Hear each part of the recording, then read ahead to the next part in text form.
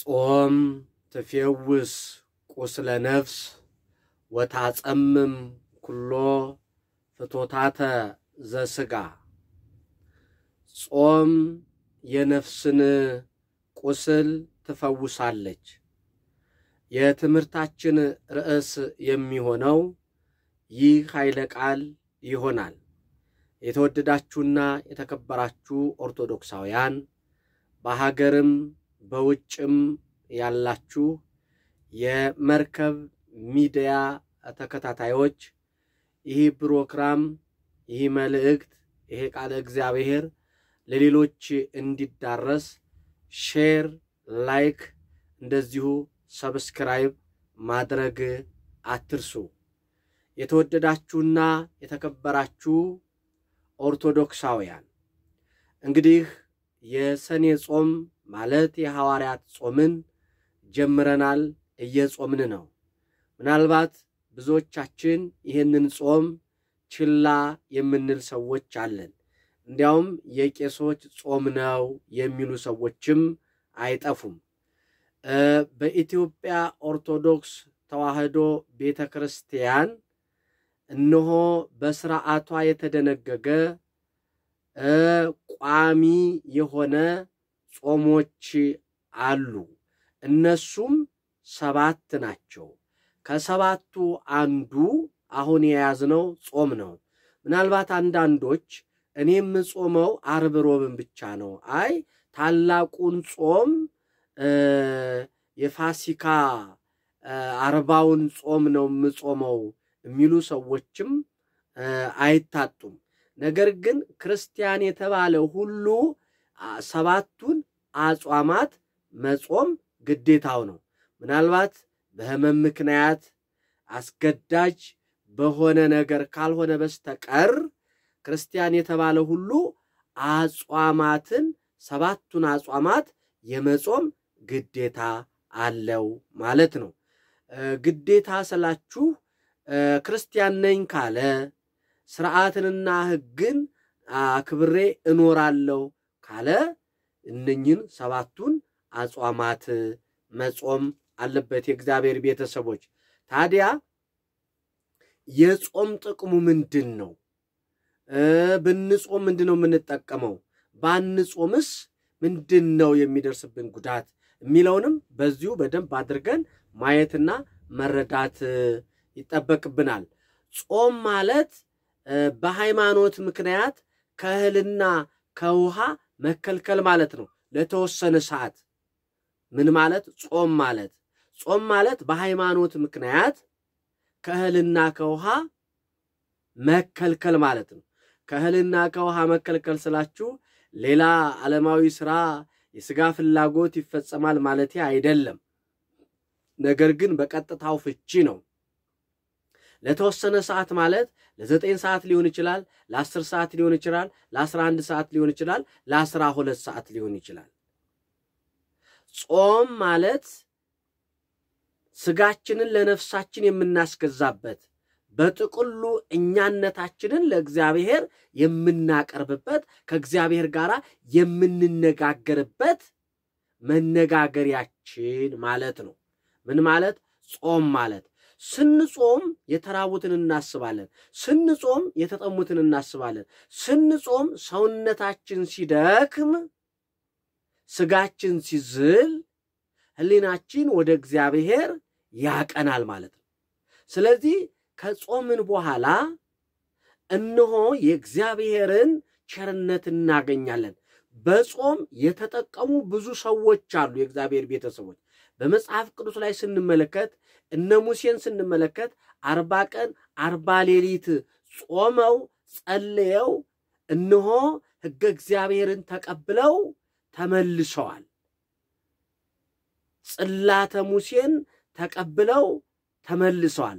10ቱ ትእዛዛት የተጻፉበትን እነሆ የተጻፈበትን ጽላት ይዘው ተመልሰዋል። ከምን በኋላ? ከጾም በኋላ። እንዲያውም ጾመው ጸልየው ከ40 ቀን በኋላ ሲመለሱ አብረዋቸው የሚውሉ አብረዋቸው የሚያድሩ ጓደኞቻቸው ዘመዶቻቸው ሙሴ ተገልበብ ለነ ብለው ተናግረዋል። ሙሴ ፊትህን ሸፍንልን የፊትህ ነጸብራቅ የፊትህ ብርሃን እነሆ እያበራብን አንተን ማየት አልቻልንምና ተሸፈንና ወደኛና እስከሚሉ ድረስ እነሆ ሰውነቱ በብርሃን ይበራ ነበር። ከምን በኋላ? ከጾም በኋላ። የእግዚአብሔር ቤተሰቦች የኔና የእናንተም ነፍስ በኃጢአት የተበላሸች በኃጢአት የቆሸሸች በኃጢአት ያደፈች ነፍሳችን ከጾምንና ንስሐ ከገባን በኋላ እነሆ ከበረዶ ትነጻለች። የሙሴ ፊት እንዳበራ የኛም ነፍስ እነሆ በንስሐ ታበራለች፣ በጽድቅ ታበራለች። ስለዚህ በኃጢአት ውስጥ ያሉ ሰዎች ዓለማውያን ሰዎች የኔንና የእናንተን ቅድስና እነሆ ምን ሊሉት ይችላል? ሊቋቋሙት አይችሉም ማለት ነው። ስለዚህ እግዚአብሔር ከኛ ጋር ይሆናል ማለት ነው። እያንዳንዳችን ስንጾም ከእግዚአብሔር የምናገኘው ነገር አለ ማለት ነው። እንደገናም እነ ዳንኤልን ስንመለከት ሶስቱ ሕፃናትን ስንመለከት እነሆ ሳይበሉ ወደ አንበሳው ጉድጓድ ተጥለው እነሆ አልተበሉም። በልተው ቢሆን ግን ይበሉ ነበር። የእግዚአብሔር ቤተሰብ የበሉት ሲበሉ ያልበሉት ግን አልተበሉም። አያችሁ፣ በጾም በጸሎት ከሰይጣን መንጋጋ እናመልጣለን። በኃጢአት አንበላም ማለት ነው። ብዙዎች እየበሉ በኃጢአት ተበልተዋል። ብዙዎች እየበሉ እነሆ በሞት ተበልተዋል። ዳንኤል አልበላም አልተበላም። የበሉ ተበልተዋል። ዳንኤልን የወረወሩ በልተው ነበር፣ በአንበሳው ተበልተዋል። የተወረወረው ዳንኤል አልተበላም፣ የተወረወረው ዳንኤል አልበላም፣ በአንበሶች መንጋጋም አልተበላም። አያችሁ፣ ነገር ግን 3 ደቂቅ አልበሉም፣ ወደ እሳት ተወረወሩ፣ በእሳቱ አልተበሉም። ዳንኤል 3 ደቂቅን የወረወሩ ጎረምሶች ጀግኖች በልተው ነበረ፣ እነሆ እሳቱ በልቷቸዋል። አያችሁ፣ በጾማችን በጸሎታችን በስግደታችን በንስሐችን ብዙ ጥቅም እናገኛለን ማለት ነው። አለመጾም አለመጸለይ ጣጣው ፈተናው ብዙ ነው። በስጋም በነፍስም ያስቀጣል። የእግዚአብሔር ቤተሰቦች ስንጾም ስንጸልይ ግን ነገሮች ሁሉ ይስተካከላሉ። የከበደው ይቀላል፣ የራቀው ይቀርባል። የከበደን ነገር ሁሉ ከትከሻችን ላይ ይወርዳል። ያስጨነቀን ነገር ሁሉ ይወገዳል። የእግዚአብሔር ቤተሰቦች እግዚአብሔር ወደኛ ይቀርባላ። ቅሩብ እግዚአብሔር ለየዋሃን ልባቸው ንጹህ ለሆነ እግዚአብሔር ቅርብ ነው። ክፎች ለሆነ ደግሞ ሩቅ ነው ማለት እነሆ ሕይወታቸው ሁሉ በተመሰቃቀለ ሕይወት ይኖራል ማለት ነው። ስለዚህ እኛ ቅርብ ስንሆን እግዚአብሔር የሚቀርበናል፣ እኛ ይቅር ባይ ስንሆን እግዚአብሔር የሚቅር ይለናል ማለት ነው። ስለዚህ ስንጾም የተጣላን ታርቀን፣ ስንጾም የቀማን መልሰን፣ ስንጾም የበደልን ክሰን መሆን አለበት። ዝም ብለን ጾሙ ስለመጣ ብቻ ከእህልና ከውሃ መከልከል ብቻ ዋጋ የለውም። ንስሐ ገብተን ቅድም እንዳልኳችሁ ያስቀየምናቸው ሰዎች ካሉ ይቅር ብለን እነሆ ጎንበስ ብለን ይቅርታ ጠይቀን የምንጾመው ጾም እግዚአብሔር ይቀበለዋል፣ እግዚአብሔር ይሰማዋል። ምንድነው የሚለው? ትንቢተ ኢሳይያስ ምዕራፍ 58 ከቁጥር 1 ጀምራችሁ ስትመለከቱ እኔ የምፈልገው እኔ የመረጥኩት ጾም እኔ የወደድኩት ጾም ይህ ነውን ይላል። ይወቅሳል። አይደለም። ጾመኞች ናችሁ፣ ጾመኞች ነን ትላላችሁ፣ ተሳደባላችሁ። ጾመኞች ነን ትላላችሁ፣ ሰራተኞቻችሁን ታስጨንቃላችሁ። ጾመኞች ነን ትላላችሁ፣ የሥጋ ፈቃዳችሁን ትፈጽማላችሁ አለ። የሥጋ ፈቃድ ስድብ፣ ጥላቻ፣ ክርክር፣ አድመኝነት፣ ዝሙት፣ መብላት፣ መጠጣት፣ መጨፈር፣ መደነስ። አያችሁ፣ እነኚህ ሁሉ የሥጋ ፍላጎቶች ናቸው። ነገር ግን እንጾማለን ትላላችሁ፣ የሥጋ ፍላጎትን ትፈጽማላችሁ። እኔ የወደድኩት ጾም ይሄ ነው ወይ? አይደለም። ታዲያስ እኔ የወደድኩት ጾም እንዲህ ነው። በጾማችሁ ጊዜ የተራቡትን ልታበሉ፣ በጾማችሁ ጊዜ የተጠሙትን ልታጠጡ፣ በጾማችሁ ጊዜ የተበረዱትን ልታለብሱ፣ በጾማችሁ ጊዜ የተቸገረውን ልትረዱ፣ የታሰሩ ልታስፈቱ አይደለም ወይ? ስለዚህ ይሄንን በምታደርግበት ሰዓት ይሄንን በምትፈጽምበት ሰዓት በጾመህ ጊዜ ተራበውን የምታበላ በተጠማህ ጊዜ በጾመህ ጊዜ ተጠማውን የምታጠጣ ከሆነ የታሰረውን የምታስፈታ ከሆነ እግዚአብሔር ያበራልሃል በሌሊትም ብርሃን ይሆንልሃል በፊትም በኋላ እግዚአብሔር ይከተልሃል ጨለማው ሁሉ እንደ ንጋት ይሆንልሃል ጽድቅህም እንደ እንግጫ እንደ ሳር ይበቅላል ይላል እግዚአብሔር ቤተሰቦች አያችሁ በጾማችን ወራት ከጾምንም በኋላ እየጾምንም እያለን የምናገኘው ጥቅም ብዙ ነው እግዚአብሔር ቤተሰብ የማይቆጠር በረከት የማይቆጠር ስጦታ ከእግዚአብሔር እናገኛለን የተወደዳችሁና የተከበራችሁ ኦርቶዶክሳውያን ይሄንን መልእክት የምትመለከቱ ይሄንን ድምጽ የምትሰሙ እንዲያው ንስሐ ገብታችሁ ይሆን እስኪ ራሳችሁን ፈትሹ ይሄን ጾም እየጾማችሁ ይሆን እስኪ ራሳችሁን ፈትሹ እውነት እንዲያው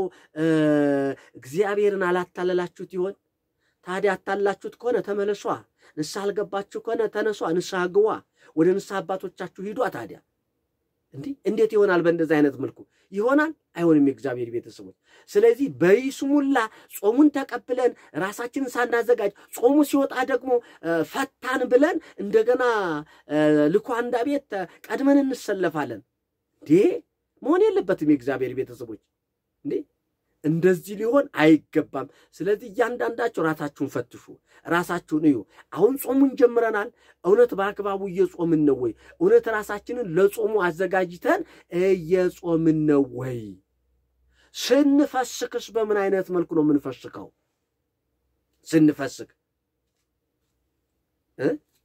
ስንፈስክ የተራቡትን የተጠሙትን እነሆ አስፈስከን ይሆን አብረን የምንፈስከው ነው እነሱን ትዛይሉንም እኛ ጾመናል ብለን አቅማችን የቻልነውን ገስተን ይሆን የምንፈስከው ለማንኛውም አንድ ነገር ልንገራችሁ ከጾምን ስንፈስክ የማይፈስኩትንም እያስፈሰክን ነው መሆን ያለበት አለበለዚያ ግን ራስ ወዳዶች ናችሁ በዚሁ አጋጣሚ አንድ ነገር ልንገራችሁ በፍላቄት ወረዳ ወሎ ክፍለ ሀገር ማለት ነው ጎረጎር ማርያም የምትባል ገዳም አለች በዛ ገዳም ውስጥ ወደ 113 መነኮሳት አሉ ወደ 22 ተማሪዎች አሉ ታዲያ መርከብ ሚዲያና በመርከብ ዩቲዩብ በመርከብ ቲክቶክ በመርከብ ቴሌግራምና ዋትስአፕ የሚማሩ የኔ ተማሪዎች ሁላቸውም አነሰ በዛ ሳይሉ 5ም 10ም እያበረከቱ እነሆ እያጠራቀሙ እነሆ እያዋጡ ለትንሳኤ